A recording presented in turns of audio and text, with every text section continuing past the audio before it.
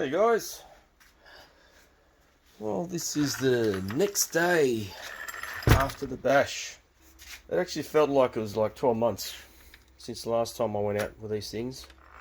But yeah, this one went well, started playing up, I don't know why. Now I do, I just worked it out. This other one was great, they ran well. I'm still not sold on these tool drives for the purpose that I use them for. They're pretty useless on the track. You can't go full throttle.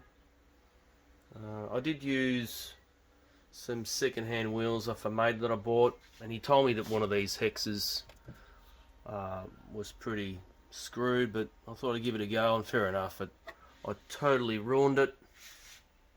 So I put the ribs on the front. It actually worked out alright, but the front foams and tyres, or the front foams, are pretty soft, so it was distorting a fair bit, ballooning and all sorts. Surprised they didn't come off. But in that time, the exhaust came loose, so yeah, sort of ended the day for me. I should have taken some tools. I'm not too sure what to do with these exhaust bolts because they keep backing out. I've used the blue Loctite, no good because with heat it just comes out. I've used this aviation gasket stuff. I was told, yeah, that'll do it. Nah, that's what I use and it's backing out again. I don't know if I should just get some studs or make up some studs so that then I'll fully seal them in there, and then I just got to put, maybe, if I can fit it actually, it looks like a tight fit, but even I wouldn't even be able to put two nuts on that, so I don't know if nuts are better than bolts, don't know. But yeah, at some stage when it rolls over this thing, I just kill the engine. Sometimes it's a good thing, sometimes not so good, because with these pull start, these little levers, it's a sort of like an easy start pull start.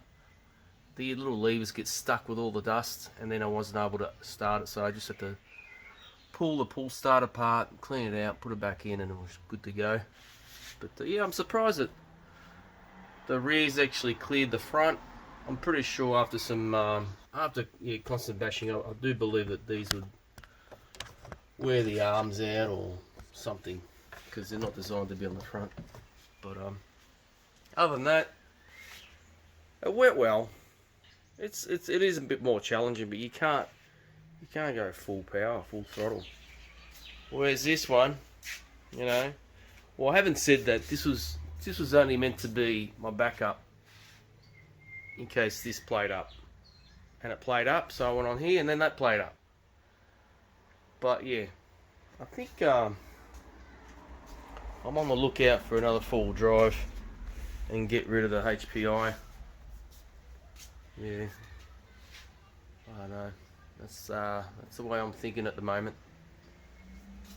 But yeah, this one it ran awesome at the start, and I don't know, maybe half a tank, if that, later.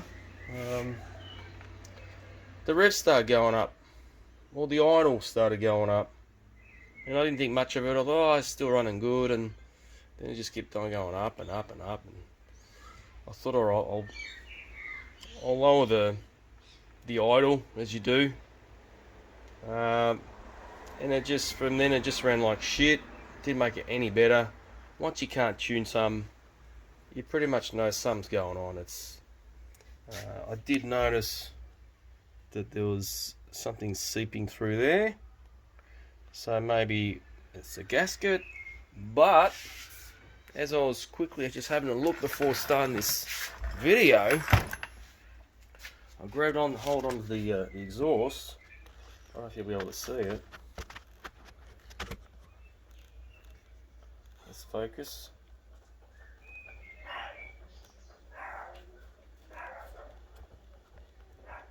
That head is moving. You can hear it. So the head's loose. So I changed the head gasket on this last time. I'm pretty sure I cranked on them pretty hard, but I haven't really had any issues with bolts vibrating out all that much. It's mostly exhaust and the odd one here and there, but because I use the blue Loctite, but when there's too much heat, that's useless. And on a disappointing note, I thought I'd do something good for this thing and buy this fuel system, and it is, on this unit, a heap of shit. This was leaking really bad. It was leaking bad around the hose, not around the grommet, but around the hose that goes in. It was just dripping. Obviously once it was below that mark it wasn't dripping anymore, but still it was shocking. I didn't have any of the same issues on the Baja one. It's all clean and dry, so maybe they're not designed for the Losi platform, Losi 5T. The hoses aren't tight. They could be longer, so make it straighter, I guess. So I've got to come up with another idea on that. Piss that off. Get another cap, a vented cap, because these aren't much chop either. You know, I could drill it out a little bit bigger, so vents a bit better, but I sort of these things end up on their roofs a fair bit with my driving style, and sometimes you're a good 50 meters away from it, so in that time upside down, a fair bit of fuel would go all over the place. But that's pretty much the only thing that went wrong with this truck. It's an absolute beast. Like, from the footage, if you've seen it, if you haven't seen it, but from the footage that I took, holy hell, it just jump after jump, even with a loose head, you know. Maybe the jumps, you know, caused that. I'm not too sure. But yeah, I'll fix that up. Don't know if I'll pull the head off or not, reseal it. And that's the thing, I didn't use any sealant on the head. Maybe I should use a bit of sealant, so then it glues all that shit together. It's less likely to come apart. Pretty sure I've mentioned it in the past. Some people just use sealant, no gasket. So that'll crank the compression a little bit, I guess. But yeah. Oh, the other thing I had was that's right at the start, I had a steering issue. It was like this servo was cutting in and out, so I have to check the wiring in there. It was probably for the first, I don't know, 5 minutes or so, and then it was fine. So I'm not sure what happened there. I do know that this servo saver is way too loose. It just, yeah, for steering on lipo, it's fairly weak. So I gotta check the servo saver, check the servo. But yeah. But as you can see from the footage from the bash, mate, all his rigs are unsilenced pipes, and I'm so glad I've got silenced pipes now. Oh, his things are just horrible to be around. They're just so loud. That's why I got rid of mine, because if I started an unsilenced pipe in this garage, yeah, I'd have to kick it out. It's just too loud. So I noticed a bit of movement there. So this truck went through a bit of shit pretty much yesterday. It really did. Like, I gave it I was pretty easy on it to start with, like I normally am, and I don't know, things sort of started getting a little bit boring, so let's crank it up a notch, take some big jumps. Took it like a champ. Like, I cannot believe it. you know, this thing came off. Let's see if I can take it off my hand. Yeah, I think it's... So I think I got a new one of these. Just needs a new end bit. But that's nothing. Like, really? That's all? After all that I've done, I'm surprised I didn't break this bumper. Or the front bumper. Because they normally go, either snap down here or in here they just snap here or up here. Another thing that I really don't like is the chokeless fucking carb. The chokeless carb. That is a pain in the ass. If you don't start it right from the word go, and the way I start normally chokeless carbs is just crank on the fuel as much as you want, doesn't matter, and then go up and down slowly 3 to 4 times on the pull start without trying to start it, and that'll draw some fuel in there. Once that's done, hang on, I get this freaking dog. Alright, dog sorted. Yeah, so I 3 or 4 times slowly up and down, just draw the fuel in, and then I go for it, right? And I did that, and it didn't want to start. Oh, it's a pain. And this one here, this is no joke. Leave her down, crank it once, makes its noise, leave her up, try it twice. So three pulls and it starts. You know, I'm all about making things easier, you know. These chokeless carbs, well, that one wasn't actually chokeless. It had a setup of a filter. And the filter was the choke.